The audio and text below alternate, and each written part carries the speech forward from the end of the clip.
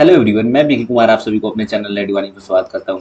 देखिए, आप लोग सब कोई जानते होंगे कि मेरा वीडियो ये काफ़ी दिन के बाद आ रहा है, 2 महीना 2.5 महीने बाद आ रहा था, क्योंकि बीच में ये जो गैपिंग हुआ है वो मैं जो है मेरे पास जो है लैपटॉप की व्यवस्था कर रहे थे, जिसकी वजह से ये जो टाइमिंग जो इतना लग गया है, क्योंकि बोर्ड पे वीडियो बना रहा था और जब सोचे क्यों ना एक लैपटॉप की व्यवस्था करते हैं जिससे पीपीटी बना करके आपको पढ़ाया जा सकता है और कोई दिक्कत भी आपको वहाँ पे नहीं होगा, समझाया भी जा सकता है बहुत अच्छे ढंग से। इसलिए थोड़ा सा ये जो है गैपिंग हो गया, लेकिन हाँ, अब सारी चीज़ की व्यवस्था हो चुका है सही ढंग से।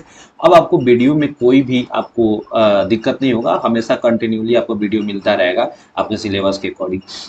अब क्या है कि आज के इस वीडियो में हम लोग देखने वाले हैं आपके एसएसटी के जो फर्स्ट टर्म के एग्जाम होने वाला है, उसमें से जो आपके ऑब्जेक्टिव क्वेश्चंस आने वाले हैं उन्हीं को देखने वाले हैं इस वीडियो में। हालांकि एक वीडियो में थोड़ी ही हो पाएगा। ये महाभारत सीरीज एक लाया गया है। एक्चुअली हमारे जो ये महाभारत सीरीज नाम रखने के पीछे भी एक कारण है, क्योंकि आपका जो सिलेबस है उस सिलेबस में टोटल चारों सब्जेक्ट से मिलाकर 60 गो चैप्टर है। इस 7 चैप्टर्स में से ही आपके ऑब्जेक्टिव एग्जाम फर्स्ट टर्म के आपके क्वेश्चंस आने वाले हैं। तो 7 चैप्टर्स को हम लोग टोटल 18 वीडियोस में 18 वीडियो में जो है हम लोग कवर करने वाले हैं। इस सीरीज का ये मेरा जो वीडियो होगा ये फर्स्ट वीडियो होगा, ठीक है ना, महाभारत सीरीज का, जिसमें आपको हम लोग चर्चा करने वाले हैं हिस्ट्री के फर्स्ट चैप्टर। आइए पहले हम लोग सिलेबस को थोड़ा सा ध्यान दे देते हैं और सिलेबस को देख लेते हैं। देखिए, सिलेबस ऑफ फर्स्ट टर्म का जो सिलेबस है एसएसटी का, उसमें से देखेंगे हिस्ट्री में से 10 मार्क्स का पूछेगा। तो एक वो चैप्टर है, जाहिर सी बात है कि 10 मार्क्स कहाँ से आएगा आपको, rise of nationalism in Europe. ये बहुत ही इंपॉर्टेंट चैप्टर है। सोचिए, इस चैप्टर को अगर अच्छे से पढ़ लेते हैं तो 10 मार्क्स आपको कहीं नहीं जाने वाले हैं। ज्योग्राफी से 2 चैप्टर है जिसमें से 5-5 मार्क्स का आपको पूछेगा। टोटल मिला के 10 मार्क्स हो जाएगा। एक रिसोर्सेज एंड डेवलपमेंट और एग्रीकल्चर। ये वाटर रिसोर्स नहीं आएगा आपका बोर्ड एग्जाम में, ये केवल पीटी के लिए पीरियोडिक टेस्ट जो एग्जाम जो आपके स्कूल में होता है उसके लिए है। उसके बाद सिविक्स में से 5 number, power sharing of federalism total 10 number, और डेवलपमेंट इकोनॉमिक्स में से और sector of Indian economy total 10 marks. अर्थात यहाँ पर जो देख रहे हैं टोटल हमारा 40 मार्क्स का एग्जाम होगा और 10 मार्क्स जो होगा आपका प्रैक्टिकल स्कूल से मिलेगा नंबर। अर्थात जो नॉन प्रैक्टिकल सब्जेक्ट है, जैसे आपको एसएसटी हो गया, साइंस हो गया, ये 40-40 मार्क्स के होंगे, ठीक है ना। और नॉन प्रैक्टिकल जितने भी, ये प्रैक्टिकल वाले होंगे। नॉन प्रैक्टिकल जो होंगे, जैसे आपको हिंदी हो गया, संस्कृत, इंग्लिश, ठीक है ना, तो ये सभी का जो एग्जाम होगा आपको 50-50 मार्क्स। 15 और 50 बड़ा कंफ्यूजन हो जाता है, मतलब आदमी बोल देता है, ठीक है ना, कंफ्यूजन तो ऐसा कुछ नहीं है। ये 50-50 मार्क्स का होगा। तो ये वाला बात आपको समझ आ गया होगा। चलिए हम लोग थोड़ा सा जल्दी जल्दी इस चैप्टर को हम लोग कवर करते हैं, क्योंकि वीडियो काफी लंबा हो जाता है यार। चलिए हम लोग इस चैप्टर को, राइज ऑफ नेशनलिज्म को, हंसते खेलते मुस्कुराते हुए हम लोग इसको कवर करते हैं। बच्चा को यार बहुत डर रहता है राइज ऑफ नेशनलिज्म में, ये डर जाता है, इस चैप्टर के नाम से डर जाता है साहब। मैं वादा करता हूँ कि आपको ये चैप्टर से डर नहीं लगेगा और तुरंत आपको समझ भी आ जाएगा। लेकिन क्या, हर लोग चाहते हैं कि 20 मिनट 25 मिनट में कवर हो जाए, तो यार यही प्रॉब्लम हो जाता है लोगों के साथ। और चलिए कोई बात नहीं, आगे देखते हैं, कोई दिक्कत होने वाला नहीं है इसमें। देखिए, फर्स्ट ऑफ ऑल हम लोग समझना है कि नेशनलिज्म क्या होता है। नेशनलिज्म इन यूरोप, अर्थात यूरोप कॉन्टिनेंट के हम लोग रेफरेंस से पढ़ने वाले हैं। इस कॉन्टिनेंट में बहुत सारे देश आएंगे। कॉन्टिनेंट जब बोलते हैं तो जाहिर सी बात है कि एक ऐसा स्थल, एक ऐसा लैंड जो क्या होता है, मतलब कि बड़ा सा लैंड जो कि चारों ओर से क्या होता है, बड़े से वाटर लैंड से, मतलब वाटर बड़ी से घिरा होता है, उसे कॉन्टिनेंट बेसिकली बोलेंगे। उसके अंदर बहुत सारा जो होता है देश होते हैं, ठीक है ना। तो अब आता है नेशनलिज्म क्या है। देखिए, नेशनलिज्म बेसिकली क्या है कि दो वर्ड के मिलने से बना हुआ है। एक जो है, यहाँ पर समझेंगे, नेशनलिज्म 2 वर्ड के मिलने से बना हुआ है। एक नेशन, नेशनल प्लस इजम।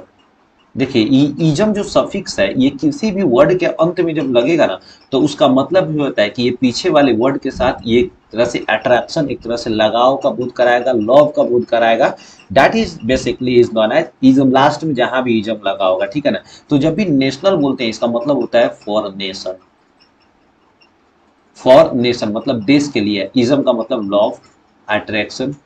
तो ये सिंपल सी बात है कि द लव और attraction for own a nation, अपने देश के लिए, that is called nationalism. I hope कि वाला बात समझ आ गया। जब भी नेशनलिज्म पढ़ेंगे, फ्रेंच रेवोल्यूशन को हम लोग बेसिक मानते हैं। अर्थात फ्रेंच रेवोल्यूशन में, यूरोप में पढ़ रहे हैं तो यूरोप में नेशनलिज्म की शुरुआत फ्रेंच रेवोल्यूशन से ही माना जाता है। ये फ्रेंच रेवोल्यूशन 1789 1789 को माना जाता है कि इस वर्ष जो है फ्रेंच रेवोल्यूशन हुआ था। और सबसे ज्यादा जो अगर बात करेंगे कि किस डे को अगर मानेंगे हम लोग, जैसे तो ये 14 जुलाई को, ये क्यों इस डेट को माना जाता है कि रेवोल्यूशन स्टार्ट हुआ था, इसी दिन जो है जो कॉमन पीपल जो लोग थे वो क्या कर रहे थे, आंदोलन मूवमेंट करते हुए मार्च करते हुए गए और बेस्टाइल जो एक बेसिकली जो है फ्रांस में एक बेस्टाइल जो किला था उसको तोड़ दिए हुए थे। वहां से कैदियों को बेसिकली एक जेल की तरह उसको रखा गया हुआ था। पहले राजा महाराजाओं का किला होता था, फोर्ट होता था, ठीक है ना। और उसमें अब नया पर जो है उसमें जेल की तरह यूज किया जाता था। जो भी देशद्रोह या फिर देश के खिलाफ, राजा के खिलाफ कुछ बोलता था वहां पर रख देते थे,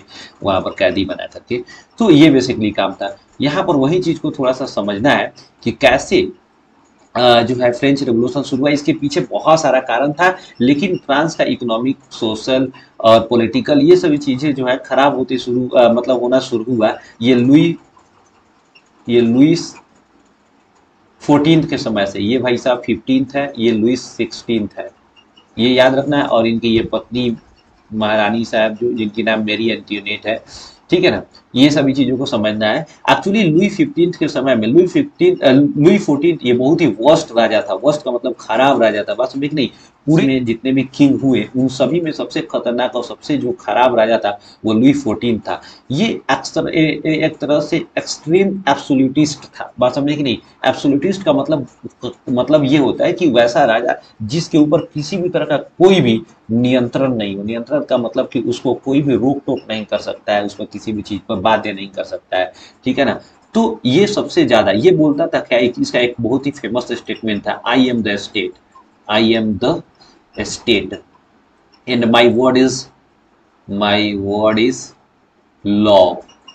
मैं ही राज्य हूं और मेरा शब्द ही कानून है। मैं जो हूं सब कुछ मैं हूं, मेरे से ऊपर कुछ नहीं है, समझे कि नहीं। और मैं जो बोल रहा हूं वही कानून है, मैं जो बोल दूं वही कानून है। सबसे अधिक समय तक राज करने वाला फ्रांस पर कौन राजा था, तो लुई 14 था। लुई 15 इसका जो शासन काल था, बेसिकली इसको थोड़ा सा अभी इरेज कर लेने दो। तो टेन्योर था बेसिकली इसका, जो टेन्योर जो था बेसिकली वो 1643 टू 1715 तक था। बात समझिए, टोटल 72 ईयर्स ये क्या किया था, रूल किया हुआ था फ्रांस पे। नेक्स्ट आया लुई 15, इसका 1715 टू 1774 तक था। लेकिन इसके समय में ये ठीक ठाक राजा था, लेकिन इसके समय में एक कांड हो गया, 7 ईयर्स वॉर हो चुका था। 7 ईयर्स वॉर हो गया। ये 7 ईयर्स वॉर किसके किसके बीच में हुआ था, फ्रांस में और प्लस ब्रिटेन में। ब्रिटेन की तरफ से भी इसका एक कुछ एलाइज ग्रुप था और इसके भी एलाइज ग्रुप थे, लेकिन फ्रांस जो है पूरी तरह से पराजित हो गया। ब्रिटेन और इसका जो जितने भी इसको साथी जो देश था, ठीक है ना, ये दोनों मिलकर लतिया दिया, पूरा बढ़िया से पूछ दिया फ्रांस और इसके ग्रुप को। ये लगभग लगभग मान लो कि ये भी एक वर्ल्ड वार ही था। इसमें लगभग लगभग 5 से 7 करोड़ लोग मरे हुए थे। इसमें फ्रांस का स्थिति बिल्कुल खराब हो गया और फ्रांस बिल्कुल कर्ज में चला गया, जिसकी वजह से फ्रांस का इकोनॉमी बिल्कुल से एकदम से ध्वस्त हो चुका, खराब हो चुका। लोगों का स्थिति भी खराब हो चुका था, वहाँ के किसान, वहाँ के लोग, बहुत ज़्यादा स्थिति खराब हो चुका था। 1774 के बाद ये जो वहाँ का फ्रांस का राजा बना वो कौन बन गया, लुई 16 बन गया। ये बहुत ही अत्याचारी राजा, एक तरह से नालायक राजा था। सबसे बड़ा कारण ये था कि इसकी पत्नी मेरी एंटोनेट, ये थोड़ी सी बहुत ही स्मार्ट थी, सुंदर थी, लेकिन भाई साहब इसको इससे प्यार हो चुका था। और ये जो मलकिनी थी ये बहुत ही मतलब एक तरह से लग्जरियस लाइफ जीने में बहुत ही एडवांस थी। इतनी ज़्यादा पैसा खर्चा करती थी। एक तो फ्रांस पहले से ऑलरेडी कर्जा में चल रहा था और ये एक एक पार्टी को अरबों पैसा खर्च कर देती थी। और इसका जितना भी चमचा वगैरह होता था सब, समझे कि नहीं, इसको इसीलिए पटियाया हुआ रहता था क्योंकि ये बहुत ज़्यादा खर्चा करती थी। देख रहे हैं ना, ये बकलोलिया यहाँ डांस कर रही है, इसका ये चमचा उमचा सब खड़ा हुआ है, वाह वाह वाह वाह कर रहा है, बस समझे कि नहीं, क्यों, इसको लूटने के लिए, इसको समझ नहीं आता था। और ये जनता के लिए तो कुछ सोची ही नहीं, इसको तो पाव रोटी मालूम नहीं थी, पाव रोटी क्या होता है। और लोग जब मार्च करने लगे, लोग जब मूवमेंट करने लगे तो पूछ रही है ये पावरोटी क्या होता है। तो सिर्फ बर्गर खाने वाली थी ये सीबीएसई वाला, मतलब एक तरह से समझ रहे हो ना। छोड़ो, नेक्स्ट देखो, ये अपने लिए एक अलग महल बनवाई हुआ था लोग, ठीक है ना। ये जो लुई 16 ये लोग अपना रहने के लिए वर्साय, जिसके हम लोग बोलते हैं यहाँ पर वर्साय जो पैलेस था, बस हम लिख नहीं। ये वर्साय पैलेस कहाँ पे था, ये फ्रांस से दूरी पे बनाया गया था, एकदम से अलग, ताकि यहाँ पे लोग ये लोग आराम से रह सके। देखिए इसका एक्सटीरियर व्यू है, ये इंटीरियर व्यू है, कितना एकदम से देखने में राजमहल की तरह, स्वर्ग की तरह दिख रहा है। ये देख रहे हैं इसका शायद बर्थडे वर्डे है, कितना बढ़िया से एकदम परी की तरह बनी हुई है। ये देख रहे हो खा रहे हैं, इसका चमचवा सब यहाँ पर देख रहा है सब।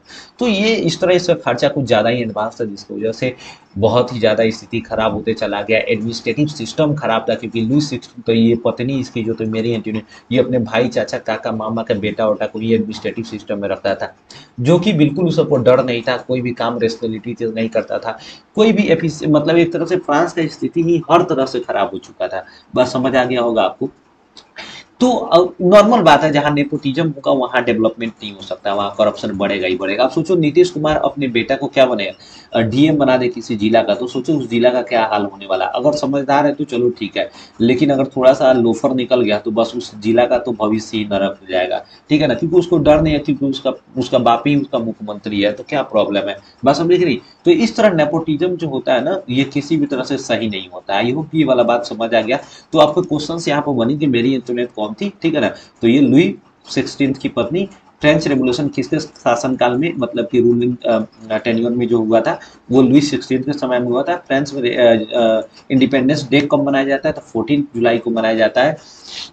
ये वाला बात आपको समझ आ गया होगा। बाद में ये लुई 16 और लुई 14 को क्या कर दिया गया, ये गिलोटीन पर चढ़ा दिया गया, ठीक है ना। ये गिलोटीन क्या होता था, एक जो मशीन होता था, ठीक है ना, यहाँ पर एक जो है, देख रहे हो, एक जो है एक तरह से चौखट की तरह बना होता था, यहाँ पर सुता दिया जाता था, ये मुंडिया इधर बाहर निकाल जाता, इसमें एक ब्लेड लगा होता था, एक एक ब्लेड लगा होता था, यहाँ से रस्सी से जो है ये एक आदमी पकड़े रहता था, इसको ढीलता था, ये तुरंत नीचे गिरता था, कच देना मुड़िया काट देता था, ये साइड हो जाता, ये अलग कर देता था, एकदम से खचाक देना मुड़ी काट देता था। इसी को गिलोटीन कहा था। ये फ्रांस में रहने वाले एक व्यक्ति थे जिनका नाम गिलोटीन था, उन्होंने बनाया हुआ था, उन्हीं के नाम पर ये गिलोटीन। तो ये क्या कि 21 जनवरी 1793 को ये लुई 16 को क्या कर दिया गया, गिलोटीन पर चढ़ा दिया गया। इसको फांसी कहता है लोग, लेकिन फांसी एक्चुअली था नहीं, ठीक है ना। और देखो ला पैट्री और ले सिट्यूइन, ये दो सब्जेक्ट, ये जो जो टर्म था, ये बेसिकली किस मतलब रेवोल्यूशन से रिलेटेड था, तो फ्रेंच रेवोल्यूशन से रिलेटेड था। याद रखना है आपको, ला पैट्री का मतलब होता है फादरलैंड, ले सिट्यूइन का मतलब होता है द सिटीजन, ठीक है ना। इक्वालिटी, लिबर्टी और फ्रेटर्निटी ये किस रेवोल्यूशन से रिलेटेड है, तो ये जो तीनों कंसेप्ट था वो कहाँ पर आया हुआ था, फ्रेंच रेवोल्यूशन में। तो इक्वालिटी, लिबर्टी और फ्रेटर्निटी, फ्रेटर्निटी का मतलब भाईचारा, मतलब ये लोग जानते, ये जो कंसेप्ट लाए, मतलब कि जितने भी फ्रेंच पीपल है वो सभी आपस में भाई हैं, ठीक है ना। और वो सभी क्या करते हैं, स्वतंत्रता चाह रहे हैं, इक्वालिटी चाह रहे हैं। जो इक्वालिटी कहने का मतलब क्या है कि all are equal before law, मतलब ये कि first state second state, France जान रहे हैं ना, 3 स्टेट में, फर्स्ट सेकंड थर्ड स्टेट में डिवाइड था। केवल थर्ड स्टेट वाले लोगों को टैक्स देना पड़ता था, उन्हीं को सभी काम करना पड़ता था, फर्स्ट और सेकंड स्टेट वाले लोग को टैक्स ही नहीं देना पड़ता था। तो इस तरह का कोई भी प्रिविलेज नहीं होना चाहिए, सब कोई इक्वल है, सब कोई भाई है, ठीक है ना। तो बर्थ के बेस पर कोई भी यहाँ पर क्या होना चाहिए, डिस्क्रिमिनेशन नहीं होना चाहिए। तो ये सारा जो कंसेप्ट है कहाँ पे आया, फ्रेंच रेवोल्यूशन में। आई होप कि फ्रेंच रेवोल्यूशन मोटा मोटी समझ आ गया होगा। अब आगे देखते हैं, ठीक है ना। यहाँ पर ऑब्जेक्टिव क्वेश्चंस के समय में देखिए, एक फ्रेडरिक सोरियस साहब थे, ठीक है ना, वो फ्रांस के रहने वाले थे बेसिकली। ये फ्रेंच आर्टिस्ट थे, ठीक है ना। उन्होंने एक जो है डेमोक्रेटिक एक जो है फिगर बनाया हुआ था, ठीक है ना। इसमें दिखाए हुए थे कि जितने भी यूरोपियन कंट्रीज हैं, ठीक है ना, हालांकि पूरे वर्ल्ड का मान लो, यहाँ पर ये एक तरह से कॉन्सेप्ट को व्यूज में रख करके बताए हुए थे, ठीक है ना। यहाँ पर एक स्टैचू ऑफ यूनिटी है, ठीक है ना, स्टैचू ऑफ यूनिटी है। इनके सामने लोग मार्च कर रहे हैं और अपने अधिकार और एक डेमोक्रेटिक जो है नेशन स्टेट के निर्माण करने का जो है यहाँ पर क्या कर रहे हैं, मांग कर रहे हैं, ठीक है ना। और ये जितने भी मोनार्कीज या फिर जो भी कुछ है, ट्रेडिशनल जितने भी सिस्टम्स हैं, उसको खत्म करने का यहाँ पर बीड़ा उठाए हुए हैं इन सभी लोगों के द्वारा। तो ये एक्चुअली क्या था कि इस जो एक फिगर बनाए थे फ्रेडरिक सोरियस ने, तो इन्होंने एक जो है इन्हें अपना विजन रखे थे, जिसको कहा गया यूटोपियन विजन। यूटोपियन विजन का मतलब होता है कि एक ऐसा विजन, एक ऐसा हम कोई सपना देख ले, ठीक है ना, जो वास्तव में रियल में क्या हो सकता है, संभव ही नहीं हो सकता है, एग्जिस्ट ही नहीं कर सकता है। मतलब ये the vision of Frederic Sorrieu is nothing but it is just like a Modi जीज व्हाट, स्मार्ट सिटीज और डिजिटल इंडिया। मोदी जी के डिजिटल इंडिया और स्मार्ट सिटी के तरह ही क्या था, ये फ्रेडरिक सोरियस के क्या था, यूटोपियन विजन था, जो डेमोक्रेटिक और सोशल रिपब्लिक वाला था। ये 4 प्रिंट सीरीज था। ये आप कहोगे कि मोदी जी के ये जो है स्मार्ट सिटी और डिजिटल इंडिया के जैसा कैसे हम मान सकते हैं? तो मोदी जी को भी इसी तरह सपना में आ गया, वो आकर के अनाउंस कर दिए स्मार्ट सिटी।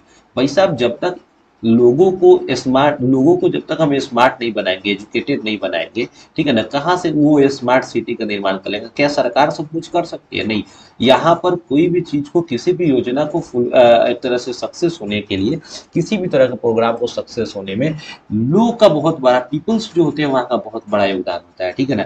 यहाँ के एजुकेशन सिस्टम, यहाँ का कोई भी सोशल, कोई भी चीज जो है सही ढंग से एग्जिस्ट नहीं करता है। तो सोचिए कैसे हम यहाँ पर स्मार्ट सिटी और डिजिटल इंडिया का जो है एक तरह से ख्वाब देख लेते हैं। हमको यही नहीं समझ आता है, ये कभी सक्सेस नहीं होला है जब तक कि यहाँ की जनता को पूर्ण रूप से शिक्षित नहीं किया जाए, लोगों को रोजगार नहीं, यहाँ बेरोजगारी लोगों को फैला हुआ और डिजिटल इंडिया का पैगाम लेके घूमते रहते हैं, समझ नहीं आता है क्या।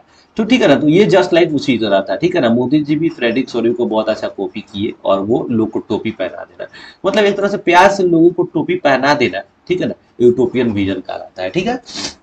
ये कौन थे? फ्रेंच आर्टिस्ट थे। विजन ऑफ यूटोपियन सोसाइटी, किस तरह का विजन? ये यूटोपियन सोसाइटी का विजन क्यों थे? जहाँ पे सब कोई एक साथ रहे, जो कि संभव नहीं होने वाला था, ठीक है ना। ये 4 प्रिंट का एक सीरीज था और इसमें डेमोक्रेटिक और सोशल रिपब्लिक की बात करते हैं, ठीक है ना। डेमोक्रेटिक का मतलब क्या होता है कि जिस देश के सरकार, गवर्नमेंट जो होती है वो इलेक्टेड बाई पीपल होती है। The government which the government in which representatives are elected by people, that is known as democratic government। बस समझे कि नहीं? वैसा गवर्नमेंट जिसमें जितने भी रिप्रेजेंटेटिव्स हैं वो लोगों के द्वारा चुने गए हैं, इलेक्टेड बाय पीपल होंगे, उसे ही कहेंगे डेमोक्रेटिक गवर्नमेंट। रिपब्लिक कहेंगे उसे कि किसी भी देश के सरकारी व्यवस्था, मतलब सरकार में किसी भी देश के सबसे ऊंचे पद पे, ठीक है ना, ऊंचे पद पे कोई इलेक्टेड पर्सन होगा, पॉलिटिकल हम बात कर रहे हैं, पॉलिटिकल पोजीशन में कोई भी व्यक्ति जो कि क्या हो, एक इलेक्टेड पर्सन होगा। जैसे हमारे देश के राष्ट्रपति रामनाथ कोविंद, वो क्या है? चुने गए प्रतिनिधि है, एक रिप्रेजेंटेटिव है, वही हमारे देश के राष्ट्रपति बने हैं, ठीक है ना। लेकिन वही ब्रिटेन की बात करेंगे तो वहाँ की महारानी है, ठीक है ना, तो वो चुनी हुई नहीं है, ठीक है ना। तो एक तरह से जो चुना हुआ होगा, जो चुना हुआ, जो इलेक्टेड पर्सन हमारे देश के सबसे हाईएस्ट पोजीशन पर बैठेगा, उसे ही हम लोग क्या कहेंगे? रिपब्लिक देश कहेंगे, मतलब रिपब्लिक कंट्री कहेंगे। आई होप कि ये वाला बात आपको समझ आएगा। इससे क्वेश्चन आएगा तो हम समझ रहे हैं, आपसे छूटेगा भी नहीं, ठीक है ना। और ये जो है प्रिंट कब हुआ था, ये जो फिगर कब बनाए हुए थे? 1848 में। कौन बनाए थे? Frederick Sorio. कौन थे? फ्रेंच आर्टिस्ट थे। समझ आ गया होगा। अब चलिए ऑब्जेक्टिव क्वेश्चन थोड़ा सा हम लोग देखते हैं, यहाँ पर समझते हैं करा है क्या। When was Frederick Sorio create a series of 4 periods? तो फ्रेडरिक सोरियो ये जो है सीरीज ऑफ 4 पीरियड्स कब बनाया हुआ था? ये 1848 में बनाया हुआ था। इससे रिलेटेड पूरा चीज हम लोग पीछे समझ लिया। नेक्स्ट क्वेश्चन समझते हैं। विच of the following countries was not a United nation still state till 1848 when Frederick Sorio painted democratic and social Republic? जब फ्रेडरिक सोरियो ये पेंट बनाए हुए थे उसके पहले तक, इस ऑप्शंस में देखेंगे, उस समय तक कौन ऐसा देश था जो कि नेशन स्टेट बन चुका था, ठीक है ना। और कौन इसमें से, चारों में से कौन ऐसा देश था जो नेशन स्टेट एक्चुअली नहीं बना हुआ था, not a United nation state, ठीक है ना, नहीं बना हुआ था। तो यूएसए तो हो चुका था, स्विट्जरलैंड, सिसिली तो ये कोई देश नहीं था, ये इटली का एक छोटा सा क्या था, प्रांत था, जो किंगडम था। और ये जर्मनी क्या था? बेसिकली ये एक अभी नेशन स्टेट नहीं था, ये जो था एक जो था टेरिटोरियल स्टेट था, ठीक है ना। ये कब यूनाइट हुआ? 1871 में। किसके एक तरह से प्रयास से हुआ था? तो ये जिसका नाम था ऑटोवन बिस्मार्क, ठीक है ना, उसके प्रयास से जो वो था, ये जर्मनी का एकीकरण, यूनिफिकेशन संभव हुआ। नेक्स्ट क्वेश्चन हम लोग देखते हैं। Which state is true about nation statement is true about nation state? Nation state जो है, नेशन स्टेट के लिए इसमें से कौन सा जो है स्टेटमेंट है वो सही होगा? A territory where all people share a common identity, ठीक है ना। यहाँ पर कॉमन आइडेंटिटी और एंड हिस्ट्री को जब शेयर किया जाएगा सभी लोगों के द्वारा, तो उस तरह के टेरिटरी को हम लोग क्या कहेंगे? क्या होगा? पर्टिकुलर टेरिटरी को नेशन स्टेट बोलेंगे, ठीक है ना। ये वाला ऑप्शन ए वाला क्या होगा आपका? सही होगा। नेक्स्ट क्वेश्चन क्या है? अब यहाँ नेशन स्टेट समझ जाना चाहिए। देखिए, स्टेट वो होता है जहाँ पे वो एक ऐसा टेरिटरी जहाँ पे लोग रहते हैं और लोगों के कार्यों को करने के लिए, उनके संचालन के लिए एक ऑथोराइज गवर्नमेंट होता है, और वो गवर्नमेंट कैसा होता है? सॉवरेन होता है, उसे ही हम कहेंगे स्टेट। बात समझ आए? जैसे मान लीजिए कि हमारा एक इंडिया है, ठीक है ना, इंडिया को ये देश बनाने के लिए एक जगह चाहिए, टेरिटरी चाहिए। बात समझ आया कि नहीं चाहिए? तो ये टेरिटरी मान लो मिल गया, ठीक है ना। टेरिटरी में रहने के लिए लोग होंगे, लोग को सही ढंग से, ठीक है ना, मतलब एक तरह से उनको जीने के लिए, सही ढंग से काम करने के लिए, रहने के लिए और अपने जीवन को संचालित करने, कंडक्ट करने के लिए, ठीक है ना, एक गवर्नमेंट होना चाहिए, कोई एक ऐसा अथॉरिटी होना चाहिए जो सबको सही ढंग से हार्मोनी के साथ रख सके, नियम कानून में बना रखे, ठीक है ना। तो उसके लिए क्या चाहिए, एक गवर्नमेंट चाहिए। वो गवर्नमेंट कैसा होना चाहिए, सॉवरेन होना चाहिए। सॉवरेन का मतलब ये कि एक ऐसा गवर्नमेंट जिसको बाहरी और आंतरिक किसी भी तरह का कोई उसके ऊपर प्रेशर नहीं हो, दबाव नहीं हो, वो हर जगह से फ्री हो, स्वतंत्र हो, किसी भी तरह के निर्णय को लेने के लिए जो जनता के भलाई के लिए हो। ऐसा मतलब नहीं है कि कुछ भी निर्णय ले लेंगे, ठीक है ना, कि वैसा निर्णय लेंगे, ठीक है ना, वैसा डिसीजन लेंगे जो जनता के हित में हो, जनता के वेलफेयर के लिए हो। आई होप ये वाला बात आपको स्टेट वाला समझ आ गया। लेकिन नेशन का मतलब ये हो गया कि उस टेरिटरी अर्थात उस स्टेट में रहने वाले लोग जब अपने, मान लीजिए हम, यार ये अच्छा से तो बना है, ठीक है ना, यहाँ पर रहने वाले जितने लोग एक कॉमन हिस्ट्री को, एक कॉमन आइडेंटिटी को जब शेयर करेंगे, उसे ही हम लोग कहेंगे नेशन स्टेट। इस तरह का कोई, जैसे मान लो 1947 के पहले कोई हमारा एक अगर हम लोग बात करते हैं कि कोई एक तरह से कॉमन इमेज हमारे देश का कुछ नहीं था, इस तरह का आइडेंटिटी नहीं था। जैसे अभी के पीरियड में हम लोग, हमारा जो है तिरंगा झंडा जो है हमारे पूरे देश के लिए एक जो है आइडेंटिटी का कार्य करता है। हम कहीं भी जाते हैं अगर विदेश में, ठीक है ना, या फिर कोई ओलंपिक होता है या फिर कोई गेम होता है, वहाँ पर हम क्या देखते हैं कि इंडियन झंडा लगा रहता है, या फिर कोई खिलाड़ी होता है उस पर इंडिया का झंडा लगा रहता है। इससे क्या पता चलता है कि ये जो है हमारे इंडियन होने का सबसे बड़ा सबूत है, और ये हमें इंडियन होने का जो है एक तरह से अनुभूति कराता है, और ये हमें कॉमन आइडेंटिटी का भी पहचान कराता है। हमारी जो कॉमन लैंग्वेज क्या है, हिंदी है। एक तरह से हम भारत माता बोलते हैं, तो भारत माता क्या है, हमारे सभी इंडियनों के लिए आदर्श है और एक आइकॉन है। बस समझे कि नहीं। तो ये एक तरह से कॉमन आइडेंटिटी कल्चर को दर्शाता है, कॉमन हिस्ट्री। हम लोग का देश 1947 1947 में आजाद हुआ, ये सब कोई जानता है, ये सब किसी के लिए है। हमारे जो है नेशन फादर महात्मा गांधी, ये सब के लिए है, ठीक है ना। That is called a common identification और कॉमन आइडेंटिटी और कॉमन हिस्ट्री, ठीक है ना। तो इस तरह की जिस टेरिटरी के लोग जो है इस तरह का जो है एक तरह से फीलिंग्स को शेयर करेंगे, उसे ही नेशन स्टेट कहेंगे। आई होप कि ये वाला बात समझ आ गया होगा। नेक्स्ट चलते हैं, when was the first clear expression of the nationalism present in Europe. Europe में नेशनल जो क्लियर एक्सप्रेशन ऑफ नेशनलिज्म कब प्रेजेंट हुआ था, तो उसी समय बताया 1789 फ्रेंच रेवोल्यूशन के बाद, ठीक है ना। नेक्स्ट क्वेश्चन कह रहा है कि which country become the full fledged territorial state in Europe 1789। 1789 में territorial state, full fledged territorial state कौन बन गया था, फ्रांस, ठीक है ना, क्योंकि वहां पर फ्रेंच रेवोल्यूशन हुआ। Next, which of the following revolution is called as the first expression nationalism.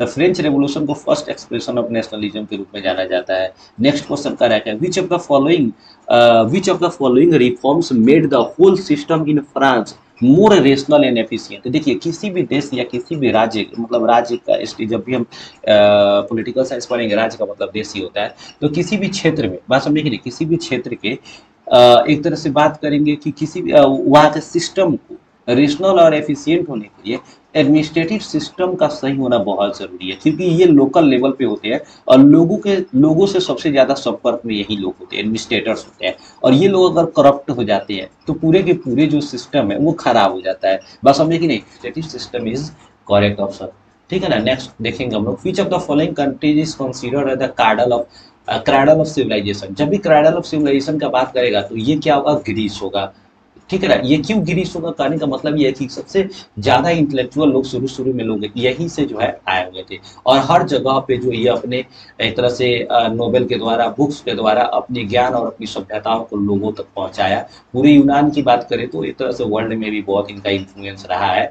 तो इसलिए क्रैडल ऑफ सिविलाइजेशन की बात करेंगे तो ग्रीस, ठीक है ना। लेकिन वही क्रैडल ऑफ, अगर बात करेंगे ह्यूमन का, बात करेंगे क्रैडल ऑफ ह्यूमन, अगर सिविलाइजेशन की जगह पर ह्यूमन रहता तो अफ्रीका हो जाएगा, ठीक है ना। मतलब मानव का पालना किसे कहेंगे, अफ्रीका को। लेकिन वही क्रेडल ऑफ ह्यूमन सिविलाइजेशन की बात करेगा, ह्यूमन सिविलाइजेशन की बात करेगा तो वो क्या हो जाएगा भाई साहब, वो एशिया हो जाएगा, ठीक है ना। तो cradle of human civilization Asia, cradle of human तो अफ्रीका, ठीक है ना। ये वाला बात समझ आ गया, क्योंकि अफ्रीका का सबसे पहले ह्यूमन का उत्पत्ति कहाँ हुआ था, अफ्रीका में। लेकिन ह्यूमन सिविलाइजेशन डेवलप कहाँ किया बेटर तरीका से, तो वो एशिया में, ठीक है ना। नेक्स्ट यहाँ ऑप्शन क्या हो जाएगा, ग्रीस। नेक्स्ट कह रहा है, in which country nationalism emerge in Europe. कह रहा है क्या, किस कंट्री में नेशनल, सॉरी सेंचुरी, यहाँ कंट्री पर है, सेंचुरी में नेशनलिज्म जो है यूरोप में बेसिकली क्या हुआ, इमर्ज किया। किस सेंचुरी में, तो यहाँ 19th सेंचुरी मानेंगे। लेकिन यहाँ पर जो होगा क्वेश्चन दो तरह से बनता है। अगर नॉर्मली नेशनलिज्म इमर्ज की बात करेंगे तो 1790 सॉरी मतलब 18th सेंचुरी के लास्ट तक, लेकिन 19th सेंचुरी के स्टार्टिंग में और सबसे ज्यादा फोर्सफुली इमर्ज जो हुआ था वो 19th सेंचुरी में ही हुआ था। इसलिए याद रखकर आप याद रखिएगा इस पॉइंट को। नेक्स्ट पर जाएगा, which of the following statement related to the beliefs of conservatism. देखिए कंजर्वेटिव्स जो होंगे, कंजर्वेटिज्म को फॉलो करने वाले लोग को कंजर्वेटिव्स कहेंगे। बेसिकली क्या है कि कंजर्वेटिव्स क्या है, देखिए कंजर्वेटिज्म पहले इसको पहले समझेंगे। कंजर्वेटिज्म इज अ पॉलिटिकल, एक तरह से पॉलिटिकल फिलॉसफी है एक तरह से, ठीक है ना। इसमें क्या होता है कि एक ऐसा फिलॉसफी है जिसमें लोग क्या होते हैं, ट्रेडिशनल इंस्टीट्यूशन, ट्रेडिशनल जितने भी आपको सिस्टम्स होते हैं उसको क्या करते हैं, एक तरह से प्रिजर्व करने का कोशिश करते हैं, उसको फिर से स्थापित एस्टेब्लिश करने का कोशिश करते हैं, और उसी को क्या करते हैं, वो प्रमोट करते हैं। कोई भी मॉडर्नाइजेशन नहीं चाहते हैं, बदलाव नहीं चाहते हैं। जैसे मान लो फ्रेंच रेवोल्यूशन हुआ, तो जितने भी फ्रेंच रेवोल्यूशन, बोर्बो डायनेस्टी के जितने भी शासक था, ठीक है ना, और फ्रेंच रेवोल्यूशन हुआ, तो वो कभी चाहेगा कि हमारा जो है शासन चला जाए और यहाँ मोनार्की की जगह पर डेमोक्रेटिक गवर्नमेंट आ जाए, ऐसा नहीं चाहेगा ना। तो यहाँ कंजर्वेटिव्स कौन होंगे, कंजर्वेटिव्स वो होंगे जो इस राजा से फायदा भी था, जैसे कि फर्स्ट स्टेट वाले लोग थे, सेकेंड स्टेट वाले लोग थे, क्योंकि इन लोगों को इस शासन व्यवस्था में प्रिविलेज मिला हुआ था, ठीक है ना। जैसे डेमोक्रेसी आएगा, इन लोगों का प्रिविलेज छीन लिया जाएगा, ठीक है ना, इनको भी टैक्स देना पड़ेगा, इनको भी काम करना पड़ेगा। तो ये लोग क्या करेंगे, उसका विरोध करेंगे। तो ये लोग क्या कहेंगे, कहा जाएंगे कंजर्वेटिव्स कहे जाएंगे। आई होप कि समझ आ गया होगा। चलिए इस ऑप्शन को थोड़ा देखते हैं। ऑप्शन में कहा है traditional institutions of the states and society should be preserve. तो आपको ऑप्शन यही हो जाएगा, अभी जस्ट बता, traditional institution of the state society should be preserve. जो भी ट्रेडिशनल सिस्टम होगा ये लोग चाहेंगे कि उसी को प्रिजर्व करके रखें, ठीक है ना। तो वो काफी लंबा हो जा रहा है, ठीक है ना, इसलिए यही हम लोग रखने स्टॉप करते हैं। नेक्स्ट वीडियो में हम लोग जो है इसके आगे जो है कंप्लीट करेंगे। और आज के लिए बस इतना ही। हंसते रहिए, मुस्कुराते रहिए। जय हिंद,